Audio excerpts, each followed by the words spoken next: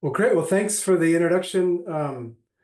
Always happy to be among a bunch of Minnesotans. I know you're not all from Minnesota, but though I live in Norway, Maine, and have been outside of Minnesota now for now clearly the majority of my life. I grew up in Maplewood, and but the North Woods of Minnesota are pretty much the reason why I do what I do today.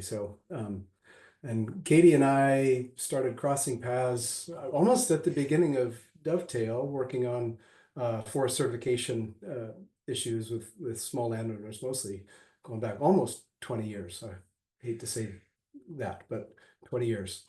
Um, well, so my hope today is to kind of give an overview of the work that I'm involved with at the Nature Conservancy um, and really have some open space here for a conversation around some of these issues. I know you all interact with some of these issues in different ways, and so I'd love to have that conversation. I have been at the Nature Conservancy now just over 2 years as the carbon science director for North America. I come from a background in forestry, forest ecology, and wildlife management.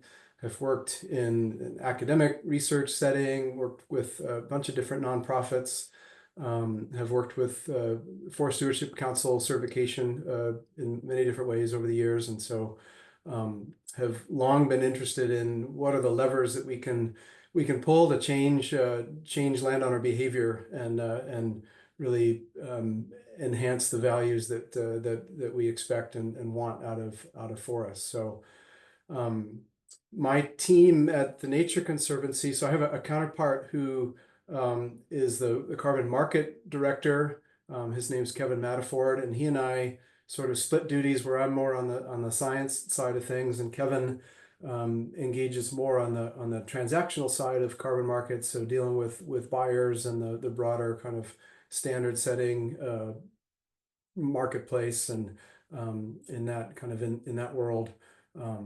And on my team, I've got two PhD level carbon analysts that work with me, and we support our state chapters across the U.S. on their engagement in carbon markets and even more broadly in really just simply quantifying the carbon implications of the conservation work that they do.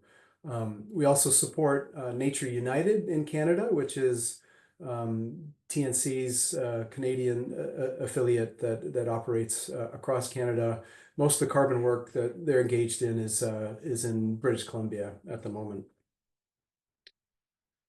So what I thought I'd do is kind of start at this global level here and talk a little bit about the context of the work we do on carbon markets, a little bit on the sort of the principles or the sideboards of that work, give a couple examples of some current projects in the voluntary carbon marketplace that we're active in the U.S. and that my team supports.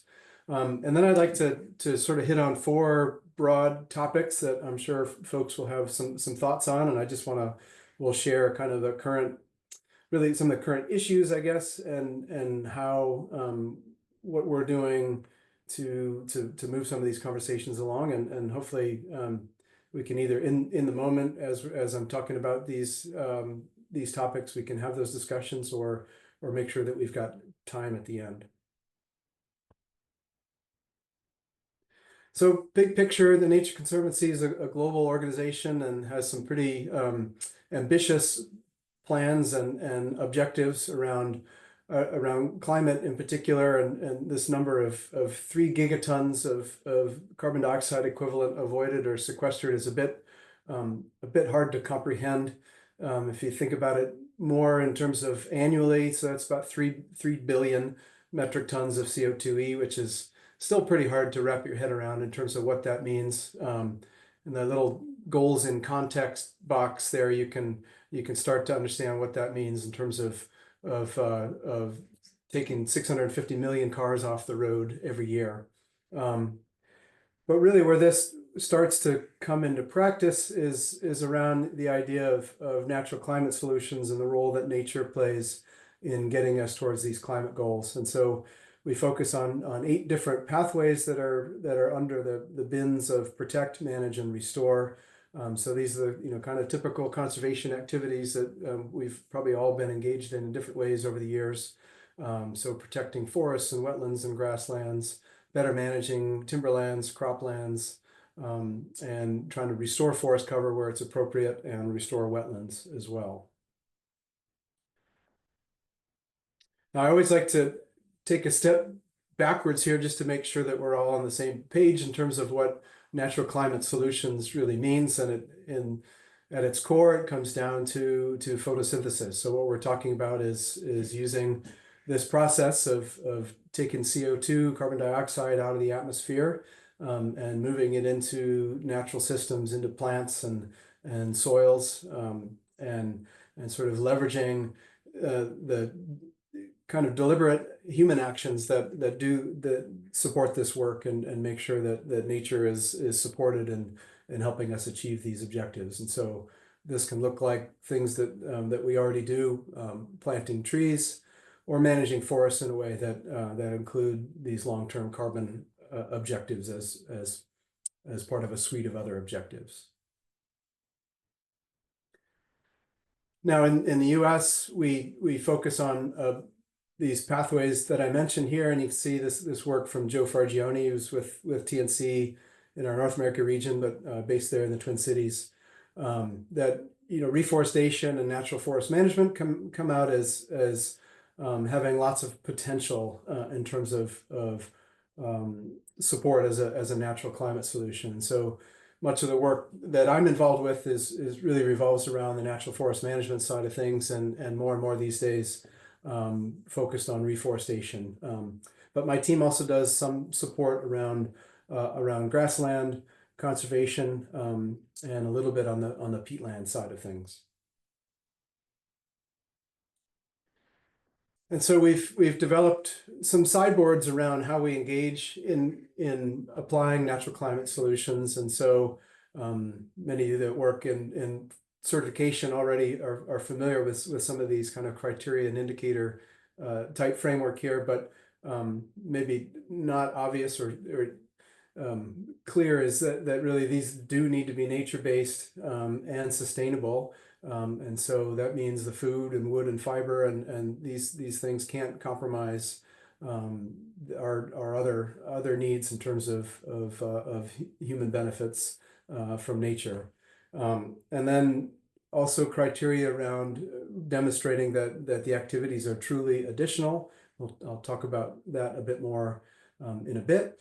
That these are measurable activities, so we can actually quantify those impacts. That they're equitable, and that in terms of the human and the social safeguards are in place that make sure that the concepts of free and prior informed consent are all part of this decision process. There's a lot to learn from the certification pathways in terms of how we deliver natural climate solutions in different ways. Now, one pathway to deliver natural climate solutions is through the use of the voluntary carbon market, and so that's most of what I'll talk about is really through that pathway. And at Nature Conservancy, we have a global carbon markets team where my team is in North America, is sort of part of a hub and spoke where we coordinate on many things, including having a set of criteria that we all adhere to as we're looking to support the development of high quality carbon projects in the marketplace. And so we do that in different ways, and one is through the refinement or innovation of new credit generating methodologies, and I'll talk about some of those examples as the science improves and as our understanding of these pathways and how to do this work changes over time. These methodologies are constantly being refined, and so we take a leading role in those pathways. We also have developed an internal carbon project review committee that operates at a global level. So any any project that the Nature Conservancy is involved with, either as a leading proponent of it or as a collaborator. We have a review committee that reviews the projects at least two different phases, kind of an early concept phase, and then later on as the project is further down the line in terms of development. And those criteria look at things like how the baselines are developed, how additionality is calculated, the durability of the project. So how long, what are the guarantees in place that the project will have long-lasting impacts? Features such as how is things like leakage calculated, and then importantly, how are social safeguards addressed? I'll talk about some of these as well.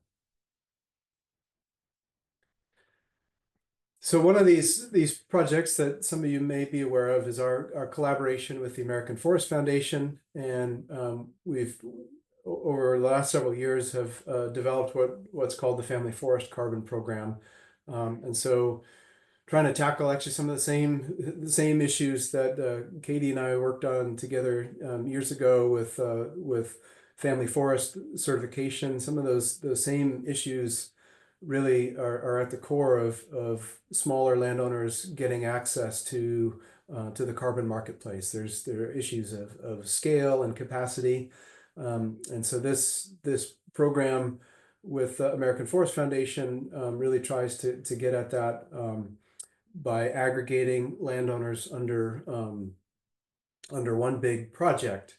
And so the way that looks is that the landowners enroll and are paid for every year for a 20-year contract period. They're paid to modify their harvest practices in a way that we anticipate will generate carbon benefits over the baseline, which I will also talk about. And so in this project, it's the first project to use a new methodology under the Vera program called VM45, which it is a dynamic baseline approach to quantifying the benefits of these carbon practices. And so in this case, the project relies heavily on Forest Service forest inventory analysis data. So the standard forest inventory plots that are collected by the Forest Service. East of the Mississippi, those plots are generally remeasured every 5 or 6 years. And the way that the program works is that you do inventory out on the project lands, and you match as best you can those plots to representative FIA plots out on the landscape. And then over time, you track your performance on your project lands relative to those similar FIA plots and how they perform. And so my team does a lot of work sort of under the hood, trying to evaluate the trends in management on these FIA plots. And so we look back in time and look at typical harvest frequency and harvest intensity in different forest types. And we use that then to define harvest practices on the project lands that we think are going to do better than the typical FIA plot on the landscape. And so one of the nuances of this methodology is that you don't start generating credits until you've remeasured plots, and so that means there's a fair bit of uncertainty in terms of how many credits you might generate over time. And so we do a lot of modeling and trying to predict that. And so this program takes that risk away from the small landowners and pays them a certain fee over time, and then AFF essentially absorbs that risk and sells the credits as they're generated over time. There's currently almost 100,000 acres enrolled, about 680 landowners, and this is across 17 different states. The upper Midwest, Northeast, Mid-Atlantic, and now the Southeast. So some of the challenges with this methodology and this program, as I mentioned here, this FIA data is a bit of a limitation in many ways, that we we have a difficult time trying to develop a program west of the Mississippi where the FIA plots are measured less frequently, and there are fewer plots on private lands. And so we don't have very good sample size in many different forest types and states to actually deploy this methodology really in the West. And so that's something we're working on to try to use remote sensing data as a surrogate to essentially replicate this sort of control and treatment type of methodology in terms of demonstrating these benefits. And so it really, and I'll talk about a little bit more about what some of these practice limitations are as I get into another topic.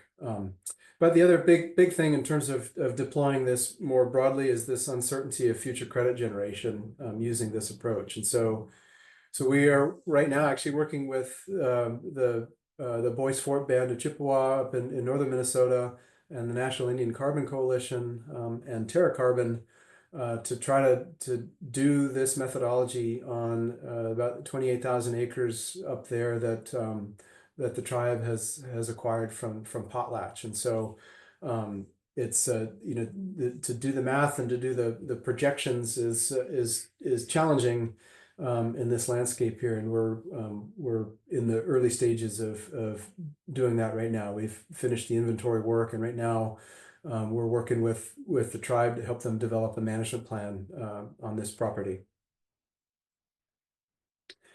So the other big area of work now, it's similar in many ways to the family forest carbon program, is that it aggregates smaller landowners in the lower Mississippi alluvial valley, so down in Mississippi, Arkansas, and Louisiana. And these are degraded and marginal lands that are flooding much more frequently, and more often than not, the landowners have failed crops, and so we're looking at reforesting those floodplain areas and using carbon dollars to help support getting trees in the ground and to keep them there. The big focus is on underserved landowners in this landscape.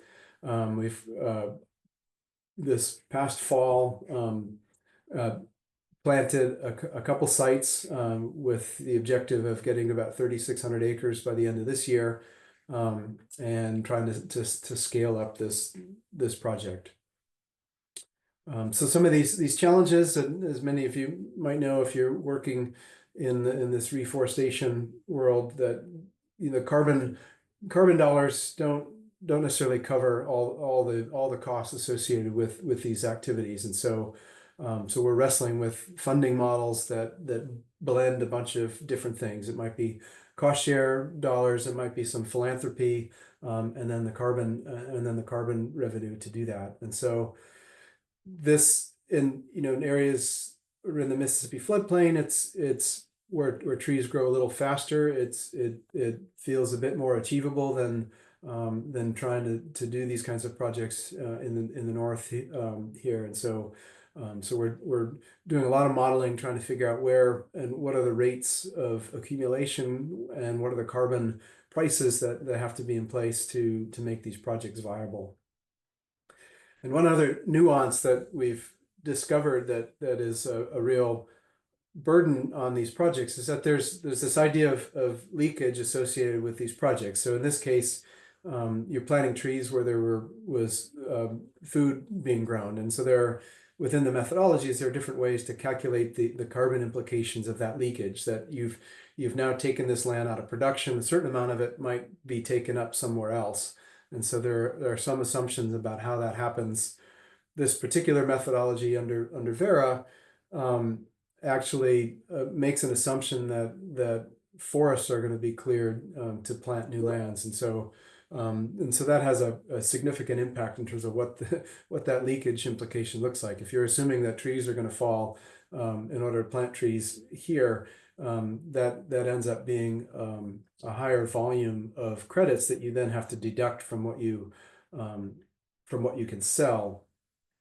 A second burden is that the methodology requires that leakage deduction has to be taken in the first 5 years of the project, which as you're planting trees and letting them become established and start to grow, it's not a high yield time for credits at that point. So so there's sort of a double whammy in terms of the challenge of these costs, and then you're taking away this sort of early revenue from the project. All right, well, so now diving into some of the weeds here, and I started to talk a little bit about some of these approaches to defining baselines and additionality. So additionality being demonstrating the credits that are being generated because of the project. And so when we look at improved forest management projects, there are really two main approaches right now, and one is this dynamic baseline methodology that I've just talked about with the Family Forest Carbon Program.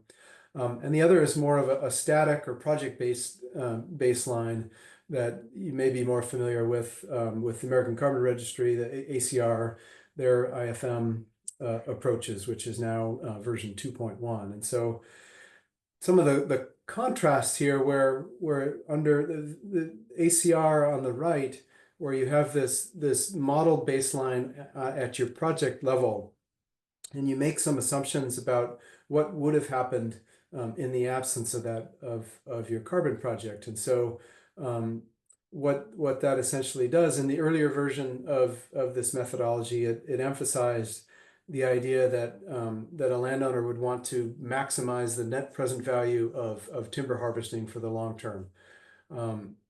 And sorry, I'm not seeing the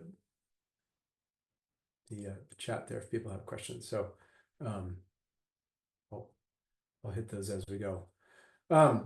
So the assumption in the modeling framework is that if you're to maximize the net present value of harvesting, it generally means that you take that revenue in the near term. You harvest more heavily and take the cash today because that maximizes the net present value of harvesting. And so what that has done is to create these projects that drive a baseline down low, and then you look at what that average stock is over time relative to where you want to take your project.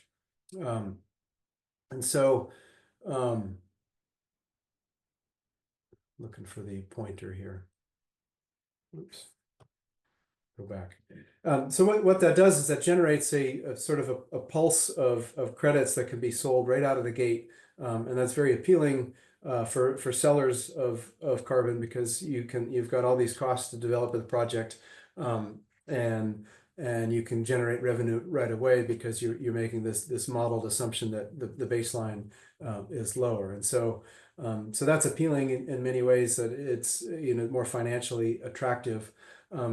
But there's been a lot of criticism about the kind of how you get to that modeled average baseline and the assumptions that go into that. And so this dynamic baseline is an attempt to take that sort of that subjectivity out of it, make it a bit more of an objective baseline. There's still a modeling component to it where you're trying to match your FIA plots to your project lands, which is, it's never perfect. There's never a perfect match in ecology. Sample size n equals 1, planet Earth.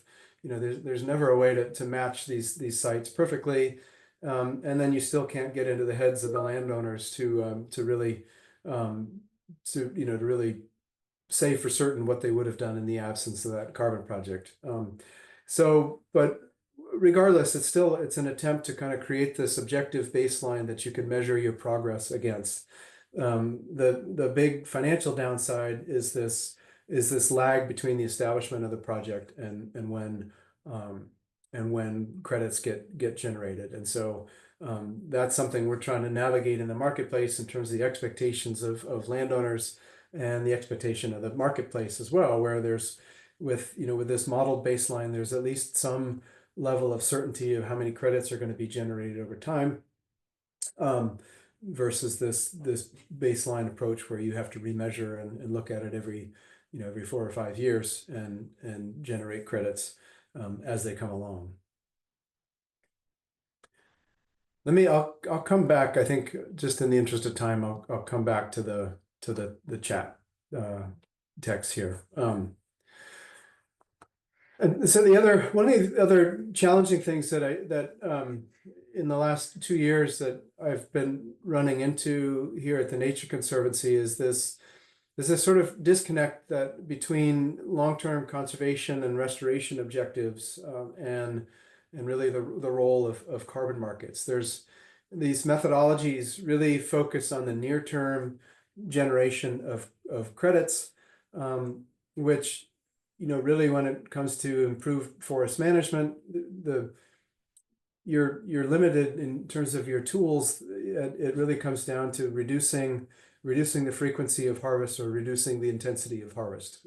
That's if you want to generate carbon credits over the next 5 or 10 years, just fundamentally you need to back off on harvesting, and that's just the biology of these systems and the math of these credit generating methodologies. Yet, when we look at the kinds of activities that we need to do, whether it's restoring degraded forests, let's say you have a bunch of land that's been high graded over a number of years, and you want to shift that species composition back to either more commercially desirable or more climate adapted species. You need to do some tinkering in those stands to do that, and that generally means reducing volume in some way. That there's some removal of biomass or carbon that takes place to do that. And especially in northern latitudes, that doesn't pencil out very well. It takes it may take you 15 or 20 years to get back to even to where you were. And so that makes it really hard to generate carbon credits under these methodologies. Similarly, looking at like longleaf pine systems where you actually want to maintain stands at lower densities. And so there's not an incentive in a carbon framework in the short term if you're shifting stands that might be more loblolly dominated and trying to move them into maybe more climate adapted and biodiversity focused stands, that there's an actual reduction in carbon that takes place there.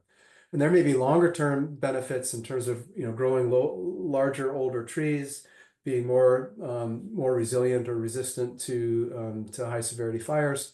But this to me is something that I continue to have conversations with our field staff at TNC in terms of this conflict that we really should only be using these carbon markets where they coincide with our conservation objectives in these forests. And another conflict, and I know this is something that Dovetail has worked on a bit, and it's part of it creates some challenges in terms of implementing these carbon projects in the landscape. That there's some perceived and real impacts of carbon projects on wood supply. As I said, in the short term, if you want more carbon on a given property, it really comes down to reducing your harvest intensity and the frequency. And so I know this has created a lot of attention in the forest sector and at different states across the U.S. There are efforts legislatively to try to restrict carbon projects because of concerns over this. And so this is something we've been looking at and trying to understand and quantify a bit more what these implications are. For me, though, I think in most cases it tends to be an inflated concern, because most of the time these impacts are going to be dispersed over space and time. And so if you think about a family forest landowner, 150 acres or so, there and they enroll in a carbon project, and they've got on a 20-year carbon contract period. They maybe were only going to harvest somewhere on that property once or twice over the next 20 years. And so if in 2024 you establish a contract that says, okay, over the next 20 years, you're going to reduce the amount of harvesting that you do, that impact doesn't necessarily take place in 2025 or 2026. It's going to take place at some point over that 20-year time period. And so so that disperses in time those impacts. Similarly, a larger landowner, they're not harvesting every acre every year, and so so those impacts then kind of get discounted. And likewise, just thinking about this, this map here, these are 50, I think 50-mile or so radius circles, which for a low grade mill is maybe appropriate, but for higher quality, higher value kinds of facilities, that those zones of wood supply, could be out 100, 200 miles away from the mill. And so you've got this, again, this sort of dispersal in space. But also for me, there's this tension between many of the reasons we want to do these carbon projects is because what we're trying to fix is not only the climate issue, but from a forestry perspective, we're looking at having some patient capital that allows us to improve future quality and quantity, and we can model out what that looks like, and we know at some point in the future, you get over this threshold of diameter, and suddenly you've got significant improvements in value in these forests. And so the constant tension from an economic standpoint is to harvest earlier and more intensively. And so carbon projects can be an important tool to again create that patient capital that allows landowners to be driven more by silvicultural outcomes rather than some of these near-term financial objectives. And finally, the sort of the last topic here might seem a bit academic, but it's I think it's an important one in terms of how the carbon marketplace is going to play out, particularly with improved forest management projects. So there's this drive in the marketplace. So Microsoft and other kind of visible purchasers of carbon credits have expressed a preference for projects that they see as being removal projects. And so versus the contrast to that is a reduction or an avoided emission. And so somehow the conventional wisdom out there has been that what we need is removal. So new projects that take more carbon out of the atmosphere versus avoiding the release of new carbon dioxide.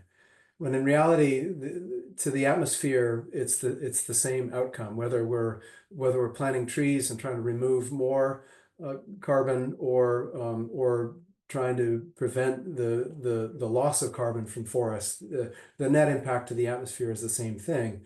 And so, unfortunately, the way this is playing out is that buyers are willing to pay much more for carbon dioxide removal projects, which creates challenges for these improved forest management projects, where much of the activity, as I said, can be really about reducing harvest intensity. And so so there's a component of all of those projects that are actually avoided emissions or emissions reductions. And so we have projects that have both of these, and in some cases the buyers don't want to buy the emissions reductions and only want to buy the removal portions, and so that creates these sort of these partially sold projects that I think is down the road here. I think it's going to be a bit of a bigger problem for if we want improved forest management projects to be part of kind of this portfolio of opportunities that we have.